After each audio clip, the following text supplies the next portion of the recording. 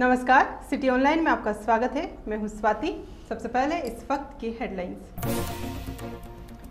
प्रदेश के दूसरे चरण के चुनाव में 59.60% हुआ मतदान। दौसा के सांथा को छोड़ सभी जगह शांतिपूर्ण हुए मतदान।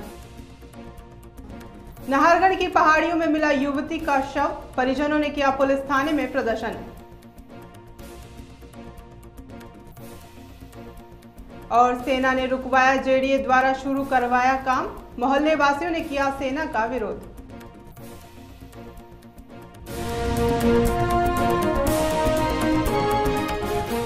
अब खबरें विस्तार से। राजस्थान में लोकसभा चुनाव के दूसरे चरण में 5 सीटों पर 81 प्रत्याशियों ने भाग्य का फैसला गुरुवार को ईवीएम में बंद हो गया। इस दौरान दौसा के सांथा में पथराव व फायरिंग को छोड़कर सभी जगह मतदान शांतिपूर्ण रहा। भरतपुर, दौसा, अलवर, टोंक, सवाईमाधोपुर और धौलपुर, करौली सीटों पर मतदाताओं ने पिछले सभी रिकॉर्ड तोड़ते हुए 59.60% रिकॉर्ड तोड़ मतदान किया। 5 सीटों पर छिटपुट घटनाओं को छोड़कर मतदान शांतिपूर्ण रहा। इससे पूर्व गत 17 अप्रैल को राज्य में 20 सीटों के लिए मतदान हो गया था। दोनों चरणों में कुल 62.9% मतदान हुआ। अब 16 मई को मतगणना होगी। कुछ मतदान केंद्रों पर इलेक्ट्रॉनिक वोटिंग मशीनों में तकनीकी खराबी तथा कुछ स्थानों पर ग्रामीणों के मतदान का बहिष्कार करने से मतदान प्रक्रिया समय पर शुरू नहीं हो पाई। निर्वाचन अधिकारी अशोक जैन ने बताया कि दूसरे चरण में 9,112 मतदान केंद्रों पर वोटिंग हुई। चुनाव में सुरक्षा के पुख्ता बंदोबस्त किए गए। 41,000 सिविलियन और 42,000 पुलिस कर्मचारियों व अधिकारियों की ड्यूटी लगाई गई। दूसरे चरण में 1 करोड़ 5 लाख रुपए जब्त किए। 5 करोड़ 1 लाख रुपए की शराब जब्त की गई। पिछले वर्ष 2009 के चुनाव के मुकाबले वोटिंग प्रतिशत में करीब 15% की बढ़ोतरी रही। गुरुवार को हुए इन 5 सीटों पर अलवर में केंद्रीय मंत्री जितेंद्र सिंह, दौसा में केंद्रीय मंत्री नमो नारायण मीणा और पूर्व डीजीपी हरीश मीणा और टोंक सवाईमाधोपुर में पूर्व क्रिकेटर मोहम्मद अजहरुद्दीन की प्रतिष्ठा दांव पर लगी हुई है। दौसा सीट पर प्रदेश की सबसे रोचक सीट है। यहाँ पर डॉक्टर किरोड़ी लाल मीणा सहित 4 मीणा उम्मीदवार मैदान में हैं, जबकि एक गुर्जर उम्मीदवार के साथ विधायक अंजू धानका और पूर्व विधायक सूरजभान धानका भी मैदान में हैं। अलवर सीट पर केंद्रीय मंत्री जितेंद्र सिंह के सामने भाजपा के महंत चांदनाथ चुनाव लड़ रहे हैं। इधर दौसा के महुआ के सांथा में चुनाव के दौरान उपद्रवियों ने मतदान केंद्र के बाहर पथराव कर दिया तथा वाहनों को आग लगा दी। यहां पर स्थिति को काबू करने के लिए पुलिस ने हवा में फायरिंग की। इधर घटना को कैमरे में कैद रहे मीडिया कर्मियों के साथ उपद्रवियों ने जमकर मारपीट की तथा उनके कैमरे तोड़ दिए। घटना की सूचना पर अतिरिक्त पुलिस बल मौके पर पहुंचा और मतदान शुरू करवाया। जयपुर से गई प्रेस टीम के साथ हुई मारपीट और सामान चोरी को लेकर पत्रकारों में रोष है। उसके अंदर कुछ वायलेंस की सूचना हमको मिली थी, तो वहाँ हम लोग गए। वायलेंस के लेने के पथराव है, कुछ फायरिंग है, क्या हुआ है। तो गांव में जाने के बाद हमारे आगे एक कमांडो की पिकअप चल रही थी, उसको पीछे पीछे हम फॉलो कर रहे थे। तो पिकअप तो हमसे क्रॉस हो गई। उसके बाद हमें गांव वालों ने घेर लिया और एकदम अटैक कर दिया। पूरी गाड़ी पे पथराव शुरू कर दिया, गाड़ी तोड़ दी, गाड़ी को दिया, हम लोग भाटर से मारना शुरू कर दिया। हमने बहुत रिक्वेस्ट करी, हम लोग पत्रकार हैं, प्लीज़ छोड़ दीजिए। उन्होंने बिल्कुल नहीं सुनी। काफ़ी बुरी तरीके से करीब 150-200 लोग होंगे, एक साथ अटैक करा, कैमरे तोड़ दिए, लैपटॉप तोड़ दिया, सब कुछ छीन लिया, बुरी तरीके से मारा। बस जान से मारने की कोशिश पूरी करी, पर 1-2 गांव वालों ने कुछ बीच बचाव करके हमें थोड़ा निकाल दिया वहाँ से। तो हम किसी तरीके से बच बचा के आ गए। कितने पत्रकार थे? पुलिस फोर्स में? पुलिस फोर्स तो वहाँ कुछ थी नहीं। पत्रकार हम 4 जने थे। गाड़ी का ड्राइवर था, गाड़ी को उन्होंने मौके पे आग लगा दी, सब कुछ जला दिया है। और पुलिस प्रशासन ने कुछ भी नहीं किया। अभी तक कोई इस पर कोई एक्शन नहीं हुआ है, ना ही है किसी तरीके का मुआवजा हमें मिला है। और सारे इक्विपमेंट, चारों फोटोग्राफर जो हैं, जर्नलिस्ट, उनके टूट गए हैं, उनको कुछ नहीं मिला। सबके पर्सनल इक्विपमेंट हैं, तो बहुत भारी नुकसान हुआ है। आपको कहाँ लगी और क्या क्या? मेरे सिर में पत्थर लगा है, बैक में सारा लगा है। काफ़ी जोर से उन्होंने मारा पटक के, तो बहुत नील भी लगी है काफ़ी जगह पे। अच्छा, और क्या सामान आपका? मेरा कैमरा था, पूरा कैमरे का किट था। तकरीबन 5 लाख रुपए करीब का अमाउंट है, जिसमें कैमरा, अलग अलग लेंस है, टैली है, लैपटॉप है, कुछ कैश भी मेरे पास था, मेरा आई कार्ड, क्रेडिट कार्ड वगैरह थे, वो सब चला गया उसी का। FIR हम लोग ने कल तो छोड़ दिया था, क्योंकि हम कल तो अपनी जान बचा के उसे निकला। आज हम जा रहे हैं, FIR लॉन्च कराएंगे और देखते हैं। DPR से मिल रहे हैं, उनसे रिक्वेस्ट की कि 24 घंटे के अंदर हमारा ये भुगतान कराया जाए, क्योंकि बिना कैमरे तो हम क्या काम करेंगे। कैमरा ही नहीं है तो फोटोग्राफर कैसे काम करेगा, वो सबसे ज़रूरी चीज़ है। DPR पार्टी थी, इसमें क्या कहा? DPR ने तो अभी तक कुछ नहीं कहा। उन्होंने कहा जी आप FIR लॉन्च करेंगे, पर वो हम क्यों करेंगे। राज्य का राज्य के कार्य में बाधा करी है तो उस पर तो उनका हक बनता है, वो लेके गए, सिक्योरिटी तो उनको देनी चाहिए। प्रेस को लेके गए हैं तो ये उनकी लाइबिलिटी से जिम्मेदारी है कि वो हमें प्रोटेक्ट करें। आपका नाम? जी नाम? मेरा नाम रोहित जैन पारस है, मैं senior photo journalist Jaipur Rajasthan PTI the Hindu के लिए फ्रीलांसर काम करता हूँ। कमांडो की गाड़ी के पीछे थे, वो ओवरटेक करके हमें आगे निकले, हम उसके पीछे पीछे चले गए। और उनके पास तो बंदूक और राइफल थी तो वो तो आगे निकल गए और हम वहाँ फंस गए। हमारे फंसने के साथ ही पब्लिक ने हम पे गाड़ियों पे पत्थर और वो फेंके। ये साथा गांव के अंदर की घटना है। घुसते ही उन्होंने रास्ता बंद कर रखा था वहाँ हम फंस गए थे। उन्होंने गाड़ी पे पत्थर फेंके, हमें रोहित की लगी है, हमारे 2 और साथी थे उनकी लगी है, मेरे भी इस आँख में लगी है इधर। फिर हमें बाहर निकाल के उन्होंने मारा, हमारा जो भी सामान था जितना भी हम साथ ले गए तो वो सब उन्होंने छीन लिया, मार के हमें वहाँ से भगाया। और फिर हम बड़ी मुश्किल से 2 किलोमीटर पैदल भाग के फिर हम अपनी जान बचे। आपका क्या सामान? अब मेरे 2 कैमरे थे, लैपटॉप था, लेंस थे कई, वो सब ले लिए। पासपोर्ट था मेरा, एक्रीडेशन डीपीआर का वो सब कार्ड उसमें थे, वो सब गए। आपका नाम? सुनील शर्मा नाम है। गुरुवार शाम जयपुर के नाहरगढ़ की पहाड़ी पर मिली लड़की की लाश के मामले में शुक्रवार को परिजनों ने जमकर हंगामा मचाया। मुरलीपुरा इलाके की रहने वाली मृतका पूजा शर्मा के परिजनों और बड़ी संख्या में स्थानीय लोगों ने मर्डर का केस दर्ज करने और पुलिसकर्मियों के खिलाफ सख्त कार्रवाई की मांग को लेकर मुरलीपुरा थाने का घेराव किया। इस दरमियान पुलिस और प्रदर्शनकारियों में झड़प भी हुई। हंगामा ज्यादा होने को लेकर 6 स्थानों की पुलिस और आरएससी टीम ने मोर्चा संभालकर स्थिति को काबू में किया। परिजनों का आरोप है कि पूजा की अगवा करके हत्या कर दी गई है और तत्काल प्रभाव से आरोपियों को गिरफ्तार किया जाने की मांग की और पूरे मामले में ढिलाई बरतने पर मुरलीपुरा थाने के एक सब इंस्पेक्टर को सस्पेंड किया जाए। उधर पुलिस ने परिजनों की मांग पर इमरान नामक युवक और उसके कुछ साथियों के खिलाफ मुकदमा दर्ज कर लिया है। पुलिस का कहना है कि बाकी बचे हुए आरोपियों को जल्द दबोच कर मामले की निष्पक्ष जांच की जाएगी।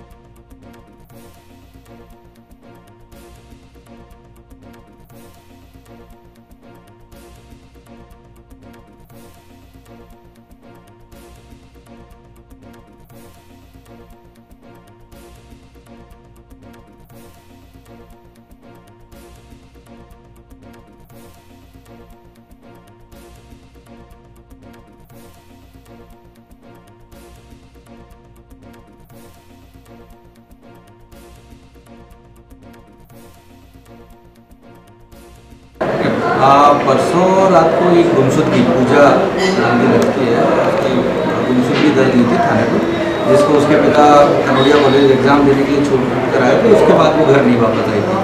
तो वो कल जिस पर गुमशुद की दर्ज हुई और जांच कर रहे थे, जांच के दौरान उसके कुछ लोकेशन को अपने घर वालों से इस वक्त उसके बीच में संपर्क में थी, तो उसके फ़ोन कॉल्स की लोकेशन और उससे पता करके शाम तक नाहरगढ़ थाने तक हमारी टीम जाकर भी आई थी, पर ज़्यादा पता नहीं कर पाया। लेकिन बाद में 6 बजे बाद एक बच्चे की लाश मिलने की नाहरगढ़ की पहाड़ी में सूचना मिली थी, जिस पर वहाँ गए तो पता चला वो भी। आज सुबह का जब ये लोग यहाँ पोस्टमार्टम के लिए हमने कहा था, तो उन्होंने कहा कि हम केस रजिस्टर कराना चाहते हैं। इसमें हमारे जो लोग साथ थे उनके ऊपर शक है कि वो लोग उसको ले गए और मार गए। इस तरह की रिपोर्ट उन्होंने अब दी है, जिस पर हमने मुकदमा दर्ज कर लिया और उसको पोस्टमार्टम कराया। शहर के एक बुजुर्ग ज्वेलर ने चोरी का माल खरीदने का जुर्म स्वीकार करने के लिए पुलिस पर 3rd डिग्री टॉर्चर करने का आरोप लगाया है। शास्त्रीनगर के रहने वाले पीड़ित बुजुर्ग ज्वेलर के समर्थन में शास्त्रीनगर क्षेत्र के तमाम ज्वेलर्स पुलिस के विरोध में उतर आए हैं। पीड़ित व व्यापार मंडल के लोगों ने एक प्रेस वार्ता में पुलिस पर आरोप लगाए हैं। ओम प्रकाश सोनी नाम के पीड़ित बुजुर्ग ज्वेलर और उसके समर्थन में उतरे अन्य व्यवसायियों का आरोप है कि श्यामनगर पुलिस ने चोरी की एक चेन बरामद करने के लिए ओम प्रकाश को आरोप स्वीकार करने के लिए दबाव बनाया। उनका आरोप है कि श्यामनगर थाना एसएचओ सहित 3 से 4 अन्य पुलिसकर्मियों ने उनसे जुर्म उगलवाने के लिए 3rd डिग्री टॉर्चर किया। पुलिस ने बुजुर्ग ज्वेलर को इतनी गंभीर शारीरिक यातनाएं दी हैं।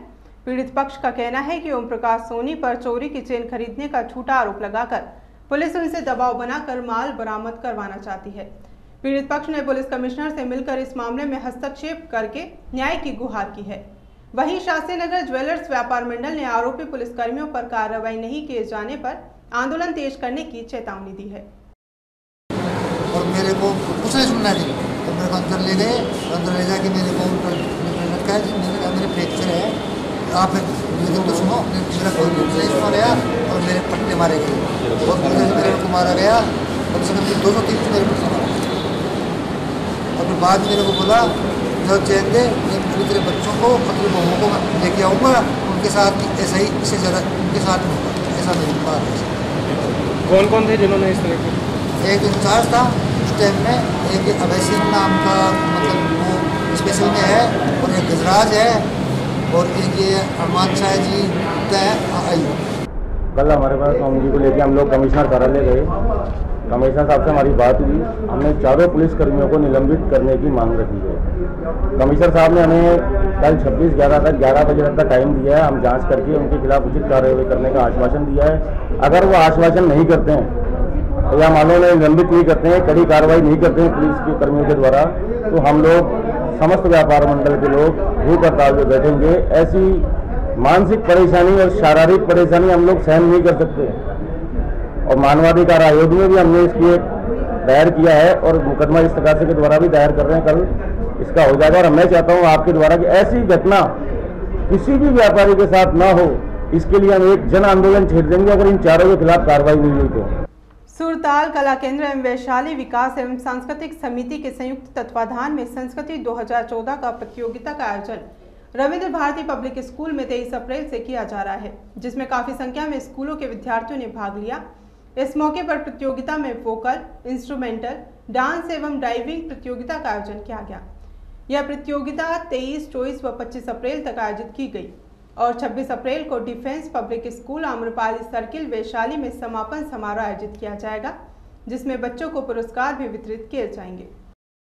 इसमें गायन, वादन, नृत्य तीन विधाएं इसमें क्लासिकल भी है, सेमी क्लासिकल भी है, ग्रुप भी है और सोलो भी है और ड्यूट भी है, ऐसा रखा है। वादन में क्या है? वादन में कुछ भी, तबला, सितार, आपका वायलिन, आपका गायन, अपने गिटार और आपका सिंथेसाइजर वगैरह, ये सब कुछ है। फिल्मी भी है, फिल्मी पे भी किया है, फिल्मी गानों पे नृत्य भी है, सोलो वैसा भी है, डांस भी है।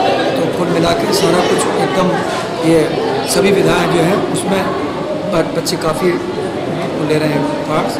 और आज हमारा 25 तारीख को जो है अपने विधाओं से कौन कौन सी विधाएं होती हैं यहाँ पे? और हमारे संगीत में विधाएं होती हैं, सब तरह का क्लासिकल है ना।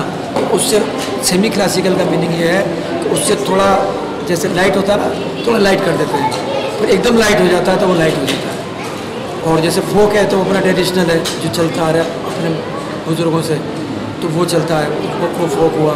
फोक डांस भी है, फोक गायन भी है, फोक नृत्य भी है, और आपका फोक में वो भी बजा सकता है कोई, सेमी क्लासिकल भी है तो सेमी क्लासिकल में। आजकल फिल्मी गाने ज़्यादा हैं, मतलब गिटार वादन वगैरह बहुत कम पसंद करते हैं, इसके बारे में आपका क्या कहना है? हाँ, मेरा ये ख्याल है, अच्छी बात है, लेकिन जो हमारी पुराने फिल्मी गाने हुआ करते थे उनमें शब्द बड़े अच्छे हुआ करते थे, है ना। अब जैसे इश्क कमीना, ये वो इस तरह के जो शब्द आए हैं, इससे जो अच्छे म्यूज़िक के लोग हैं, जैसे मैं हूँ, मेरी कैटेगरी के जो और भी लोग हैं, उनको ये सख्त तकलीफ़ पहुँचती है कि म्यूज़िक का ये हाल कभी सोचा भी नहीं था, इस तरह का जो आया है। और उसमें क्या किया जाए, जो मिल रहा है, जो सुनने बच्चे वही तो करेंगे, उसमें सुनाने वालों का ज़्यादा दोष है कि इस तरह का म्यूज़िक आ रहा है, तो वो उसमें कोई रोक नहीं है, कुछ नहीं है। और पहले क्या हुआ करता था, वो तो था नहीं, क्या मीडिया नहीं था, जो और आर्टिस्ट थे तो वो अच्छे थे, लेकिन मीडिया नहीं था तो उनका पता भी नहीं पड़ा।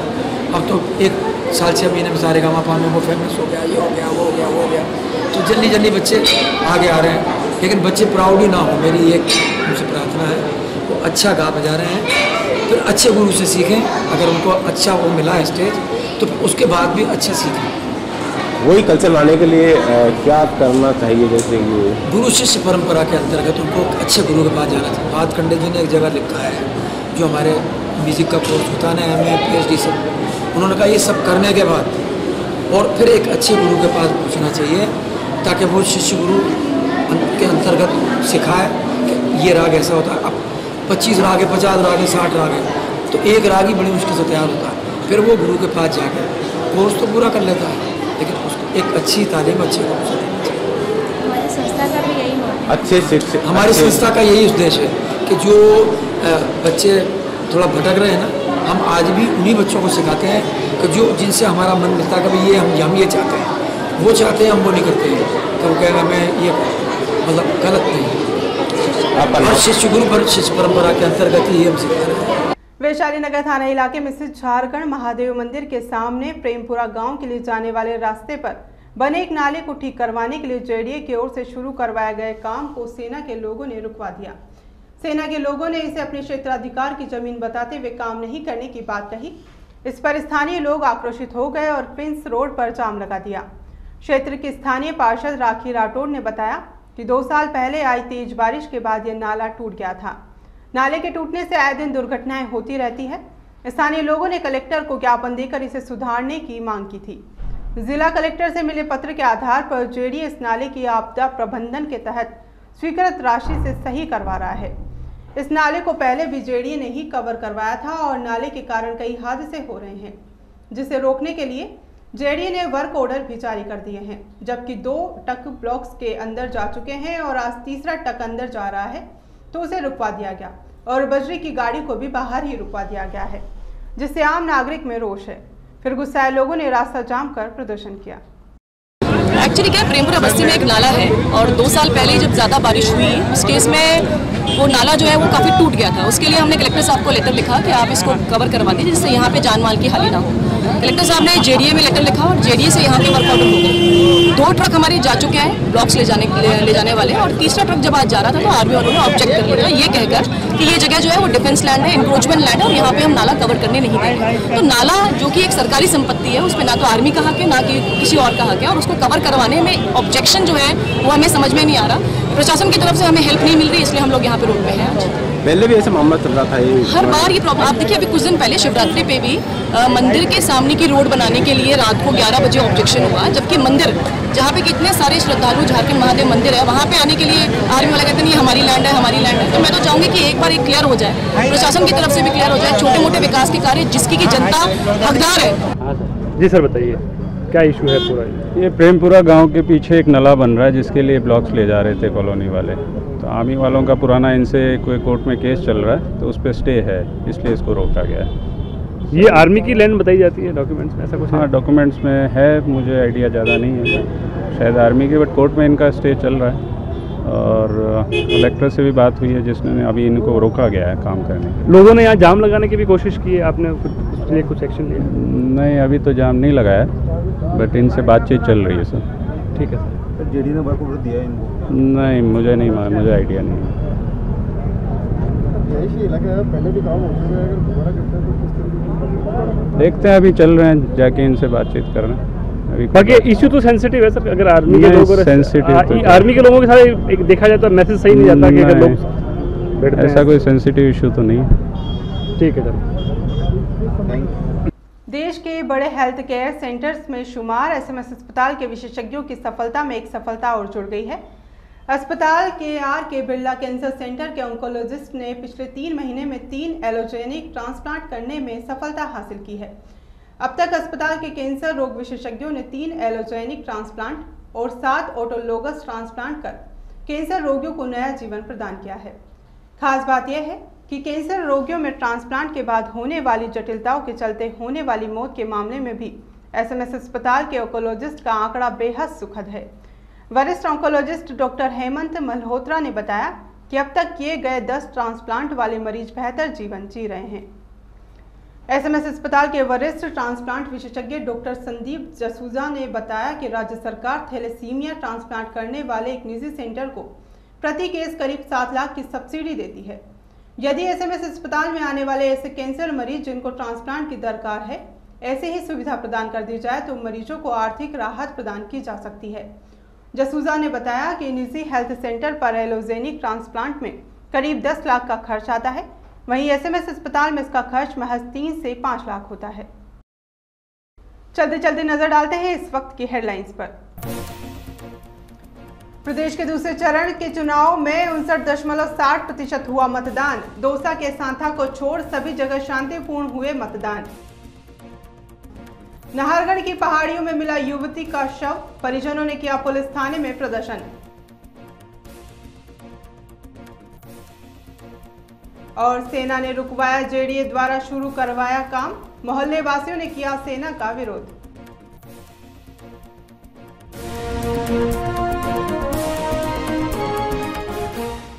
खबरों में फिलहाल इतना ही। आप बने रहिए हमारे साथ। शहर की हर खबर CTI पर।